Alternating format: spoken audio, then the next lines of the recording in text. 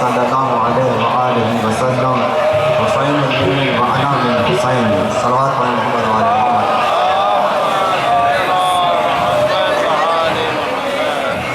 अज़ीज़ान क़ादिर,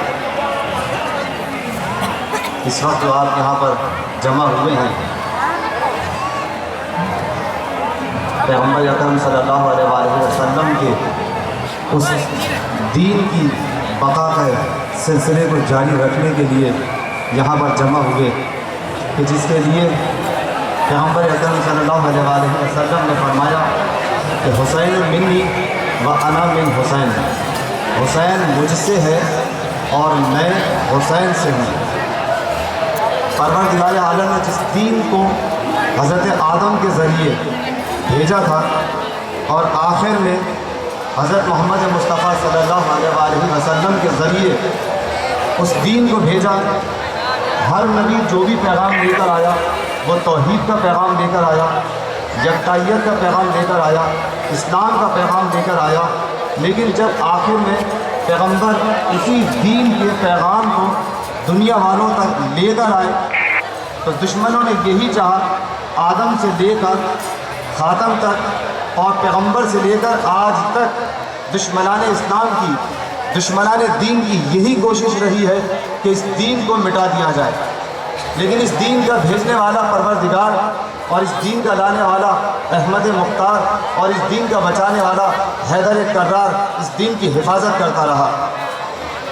पैगम्बर अकरम ने इस दीन को पहुँचाया, लेकिन जहाँ इस दीन को मजबूत करते जा रहे थे और जाने का वक्त इस दुनिया से करीब आया तो पैगम्बर को जो सबसे अहम फिक्र थी वो ये थी कि अपने चले जाने के बाद इस दीन के सिलसिले को बाकी रखा जाए। इसलिए कि वो ये महसूस कर रहे थे कि जिस तरह से हज़रत इब्राहीम के चले जाने के बाद उनके मानने वालों ने उनके दीन को बदल डाला, हज़रत मूसा के चले जाने के बाद उनके चले जाने के बाद उनके मानने वालों ने उनके दीन को बदल डाला, हज़रत ईसा के चले जाने के बाद उनके मानने वालों ने उनके दीन को बदल डाला। तो पैगम्बर ये देख रहे थे और तारीख़ का मुशाहिदा कर रहे थे कि कल मेरी उम्मत में भी ऐसे लोग पैदा होंगे कि मेरे चले जाने के बाद इस दीन को बदलने की कोशिश करेंगे। गौर किया आपने? इसलिए कि वो ये देख रहे हैं और पैगम्बर इस बात को महसूस कर रहे हैं कि हज़रत इब्राहीम को नमरूद कोई नुकसान ना पहुंचा सका, हज़रत इब्राहीम को नमरूद कोई नुकसान नहीं पहुंचा सका। लेकिन हज़रत इब्राहीम को अगर नुकसान पहुंचा तो अपने ही मानने वालों से। गौर की जगह हज़रत मूसा अलैहिस्सलाम का फ़िरऔन कुछ ना बिगाड़ सका, फ़िरऔन खुद समंदर में डूब के मर गया, लेकिन हज़रत मूसा का कुछ नुकसान ना कर सका। लेकिन हज़रत मूसा के चले जाने के बाद यहूदियों ने खुद हज़रत मूसा के दीन को तब्दील कर डाला, दीन में तहरीफ कर दी। इसी तरह से हज़रत ईसा अलैहिस्सलाम के दीन को, हज़रत ईसा को यहूदी नुकसान ना पहुंचा सके, खुद हज़रत ईसा के चाहने वालों ने, ईसाइयों ने हज़रत ईसा के दीन को नुकसान पहुंचाया है। तो पैगम्बर ये देख रहे हैं कि पूरी तारीख़ बशरियत इस बात की गवाही दे रही है, पूरी तारीख़ नबुव्वत इस बात की गवाही दे रही है कि अगर किसी दीन को बिगाड़ा है तो उसके नबी के मानने वालों ने बिगाड़ा है, दुश्मन उस दीन को बिगाड़ नहीं सका।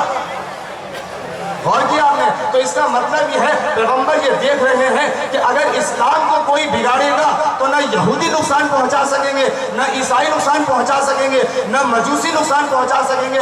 लिहाजा दीन में अगर कोई नुकसान पहुंचाएगा तो मेरी ही उम्मत में से ऐसे अफराद निकल कर आएंगे कि जो इस दीन को बदलने की भी कोशिश करेंगे और इस दीन को मिटाने की कोशिश करेंगे। लिहाजा पैगम्बर ने ऐसा इंतजाम किया है और ये नारा लगाया कि मन कुन तो मौला फहाजा मौला, जिसका मैं मौला हूँ उसका ये अली मौला है। क्यों कहा ये? इसलिए ताकि दुनिया को बता दे कि देखो अगर तुम अली के साए में रहोगे तो दीन भी बचेगा।